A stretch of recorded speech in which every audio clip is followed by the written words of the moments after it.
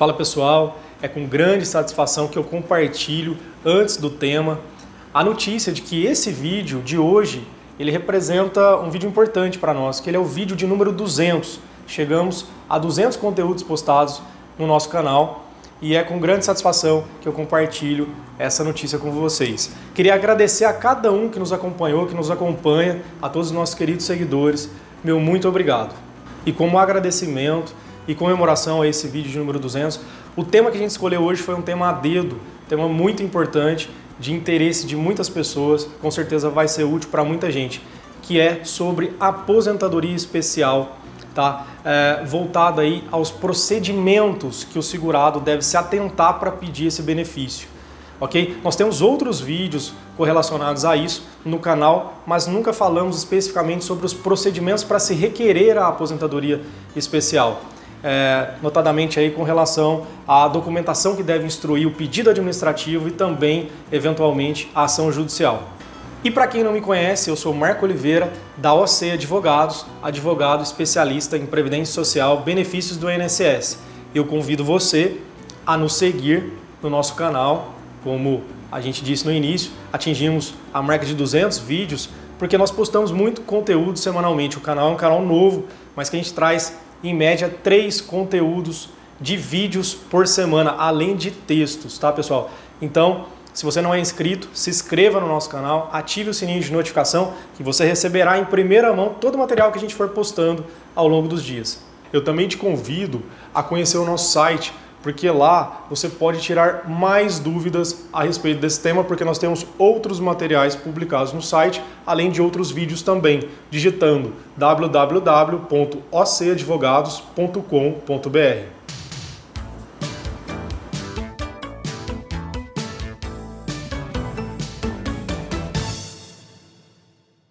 Como disse, pessoal, o tema de hoje é um tema muito interessante, é um tema que suscita muitas dúvidas, e é uma aposentadoria extremamente importante, sempre foi uma aposentadoria muito importante. Mesmo após a emenda constitucional, de número 103 de 2019, a reforma da Previdência, não deixou de ser um benefício importante, apesar das modificações que essa alteração legislativa trouxe nesse benefício. Como é de praxe aqui no nosso canal, eu sempre falo um pouquinho do benefício antes da gente entrar mais especificamente no tema.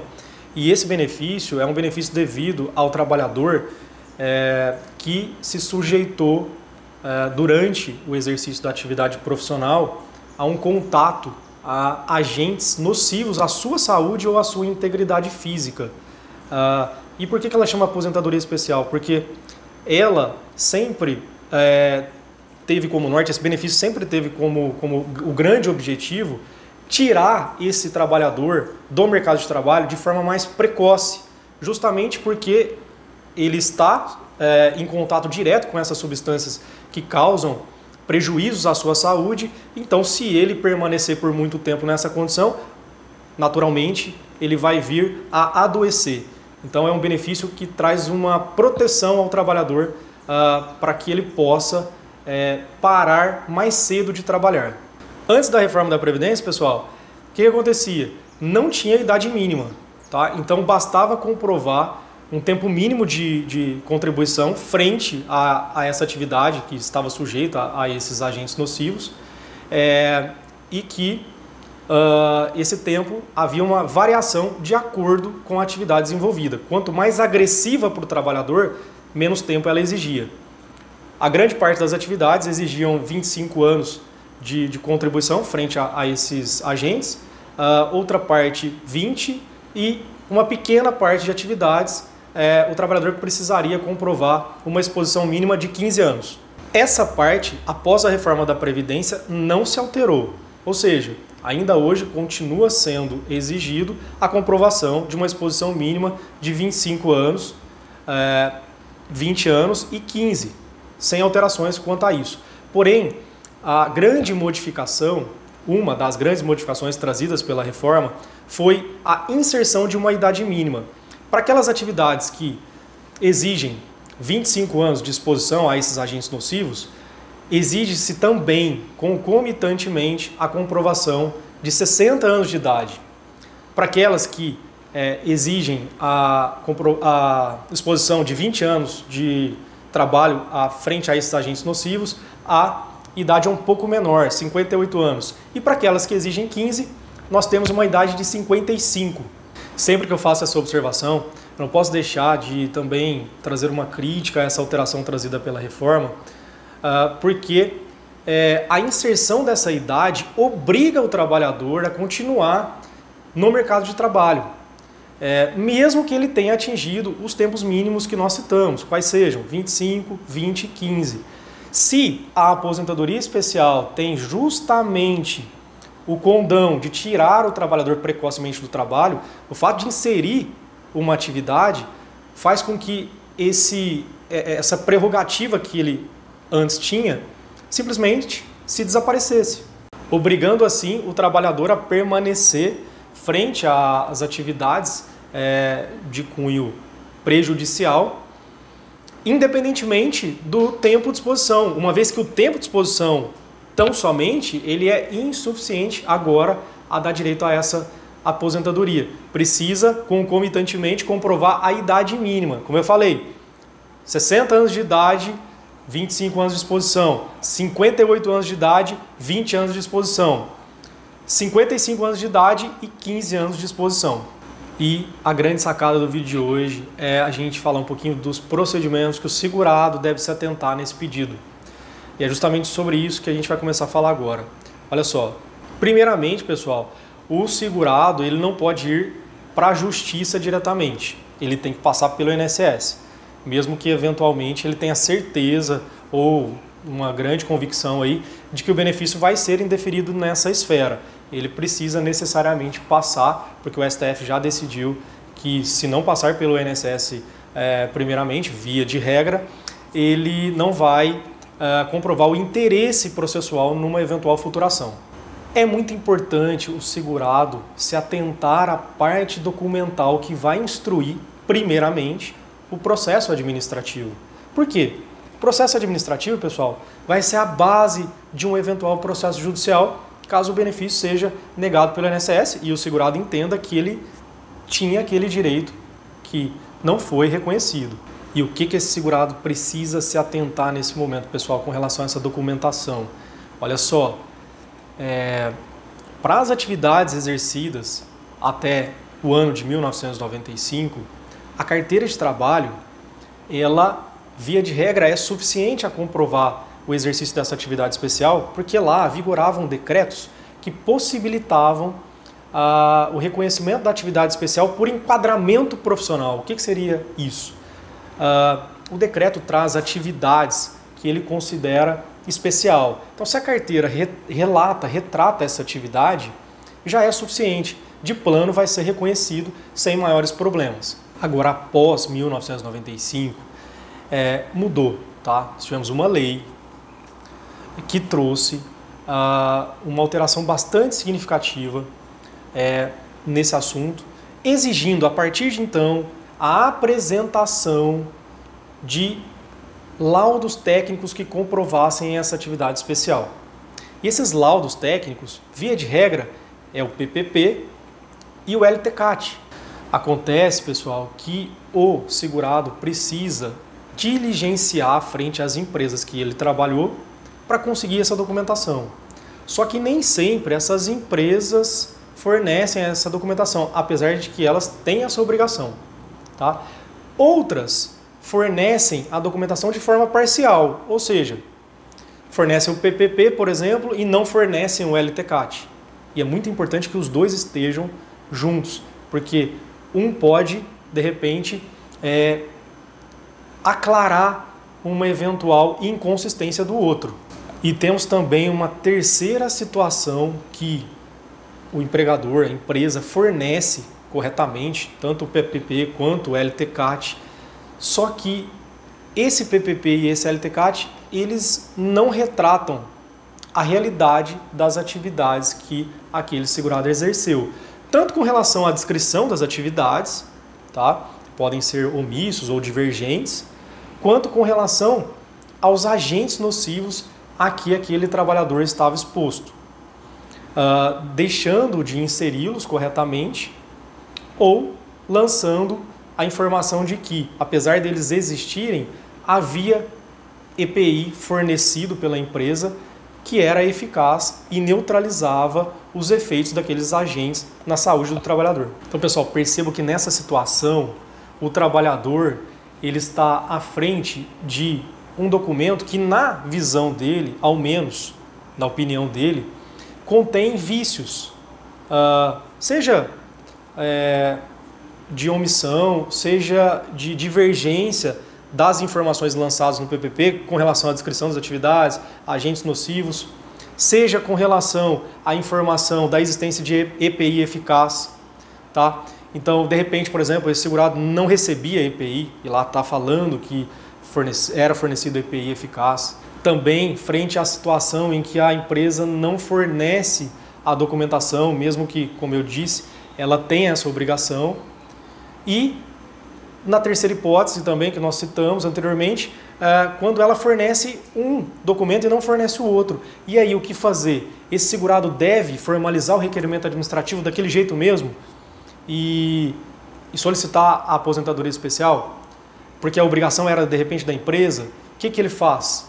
A obrigação não é dele, lá está lançado errado. Ele pode justificar isso para o INSS? Pessoal, a resposta é não. Aí você deve estar se perguntando, mas ele fez o que era possível, a obrigação era da empresa. Veja bem, apesar de no INSS existir algumas formas de se buscar a correção desse documento, por exemplo, através da justificação administrativa, onde, em tese, teoricamente, o INSS deveria ir até a empresa para verificar aquelas informações que o segurado informa naquele momento ali do requerimento administrativo que divergem da realidade. A gente sabe que na prática isso, infelizmente, na maioria das vezes não acontece. E aí, se ele insistir no requerimento daquela forma, vai acabar tendo uma conclusão pelo ônus da prova, que a gente chama, ou seja, de acordo com aquelas provas mesmo apresentadas, o INSS não vai reconhecer aquela atividade especial, vai indeferir o benefício. Mas esse não é o grande problema, porque ele pode questionar isso na via judicial. O grande problema é que ele vai levar essas provas da forma que elas foram consolidadas para o processo judicial. E aí, pessoal, você pode também estar se perguntando, mas na esfera judicial, justificando isso para o juiz, não seria possível a correção dessas provas? Primeiro que ele pode entender numa eventual falta de interesse processual, porque ele, de repente, se você está questionando as provas que você apresentou na esfera administrativa, e você quer, de certa forma, a mutação dessas provas no processo judicial, elas vão divergir daquilo que você apresentou. Então, aquele requerimento administrativo ele não vai ser um requerimento que vai ser possível utilizá-lo para fins aí, de questionamento com relação à data de início do benefício, com relação à data de entrada do requerimento, e ele pode ter problemas também quanto a isso. Segundo, que ele pode ter no processo judicial por indeferido, por negado a realização de uma prova pericial de natureza técnica na empresa para fins de comprovar efetivamente que a atividade que ele exercia era especial. Por quê? Porque, via de regra, a jurisprudência majoritária tem assentado entendimento, infelizmente, no sentido de que essa parte não é competência do juiz previdenciário, seria competência do juiz do trabalho. Se ele não concorda com o PPP, se ele não concorda com o LTCAT, que ele questione isso na Justiça do Trabalho, que de acordo com a maioria dos juízes, seria aí o competente, a justiça competente para dirimir esses questionamentos. Então, pessoal, por isso que eu falei lá desde o início, que esse era um vídeo importante, porque salva direitos.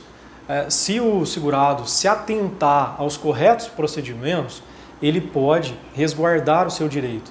E às vezes o caminho para resguardar esse direito ele é um pouco mais tortuoso, mas ele vem futuramente a chegar aí naquilo que ele mais espera, que é o reconhecimento do seu direito, e é isso que importa. E aí, pessoal, o que seria o procedimento correto? O segurado que se deparar com essa situação e ele averiguar o PPP, o LTCAT, ou delegar isso a um profissional de sua confiança, olha, está divergente, eu não exercia esse tipo de atividade, eu exercia outra, ou eu exercia mais atividades que aqui não constam, ou eu não usava o IPI, aqui está falando que eu usava, ou eu estava sujeito a vários outros agentes nocivos que não foram lançados no PPP, ele deve, antes de formalizar o requerimento administrativo no INSS, ingressar com uma ação na Justiça do Trabalho, tá? Obviamente, pessoal, isso com a resistência da empresa em proceder pelas alterações ou fornecimento do documento. Então tem que comprovar essa resistência também aí na Justiça do Trabalho, não pode entrar de plano, tem que pedir primeiro e ter essa resistência ou essa divergência. Na Justiça do Trabalho, ele pode, através de uma reclamação trabalhista de cunho meramente declaratório, ou seja, não vai visar recebimento de dinheiro, ele pode buscar a retificação desse PPP ou a entrega desse PPP, o fornecimento desse PPP e também do LTCAT dentro daquilo que ele defende que ele estava sujeito. Para isso, a Justiça do Trabalho, aí sim, vai designar, sem maiores problemas, a realização de uma prova pericial na empresa. Obviamente, se ela existir, ou até se ela não existir, numa empresa paradigma, ou seja, similar. E aí, pessoal, o que vai acontecer? Ele vai, através dessa ação, preparar o campo para o reconhecimento futuro, tanto na esfera administrativa, quanto eventualmente judicial, previdenciária, do seu benefício de aposentadoria especial. O segurado ainda pode estar se perguntando, você ainda pode estar se perguntando, mas doutor, isso não vai complicar, não vai levar muito mais tempo e tudo mais? Olha só, eu te digo o seguinte, via de regra, a tramitação na Justiça do Trabalho, ela é célere, para começar. E segundo, você entrando com as provas já devidamente adequadas, devidamente corrigidas, retificadas, o que isso vai fazer? Vai fazer com que o seu pedido administrativo ou, eventualmente, a sua ação judicial tramite com muito mais celeridade. O que é isso? Passe muito mais rápido, tanto o processo administrativo quanto o eventual processo judicial, porque você não vai ter que ficar discutindo essas provas nessas outras searas. Então, um tempo acaba compensando o outro. E o mais importante, você escolhe o procedimento correto para ter a garantia do reconhecimento do seu direito, ou ao menos a garantia de que os melhores meios foram empregados para que o seu direito fosse reconhecido. Particularmente, pessoal, eu nunca vi um vídeo, ao menos no YouTube, com esse tema, tá? Então eu considero, assim, a não ser que eu desconheça, obviamente, um tema inédito aqui no nosso canal, é um tema inédito, com certeza, e nível YouTube também eu não tive acesso a nenhum material similar a esse que a gente trouxe aqui hoje. Então eu tenho certeza que ele vai ser útil para você ou para pessoas que você conhece. Peço até que você compartilhe esse material com o máximo de pessoas, que isso vai com certeza agregar uma informação de qualidade, uma informação que pode salvar o direito dela, e então é de suma importância esse compartilhamento. Desde já eu agradeço também. E esse foi o vídeo de número 200 do nosso canal. É uma satisfação muito grande ter gravado esse tema nesse vídeo. Ficou um vídeo extenso, mas com certeza com muitas informações, denso de informações. E pessoal, a gente está muito feliz de chegar nesse número. A gente quer chegar a 400, a 600, a 1000, a muitos vídeos. E é um trabalho árduo, mas que a gente faz com muito carinho, a gente faz de coração, a gente dá o nosso melhor para constituir o melhor conteúdo e levar esse conteúdo até você. Se remanesceu dúvidas, não hesite em deixar nos comentários. Tá bom, pessoal? Deixe aí o seu comentário, a sua dúvida. Vai ser um prazer a gente interagir. E lembrando que no nosso site nós temos vários artigos de texto, outros vídeos correlacionados a esse tema. E eu convido mais uma vez a você entrar no nosso site e conhecer, é gratuito. Então você pode entrar lá sem problema nenhum, digitando www.ocadvogados.com.br. Tá certo, pessoal? Uma ótima semana e até semana que vem.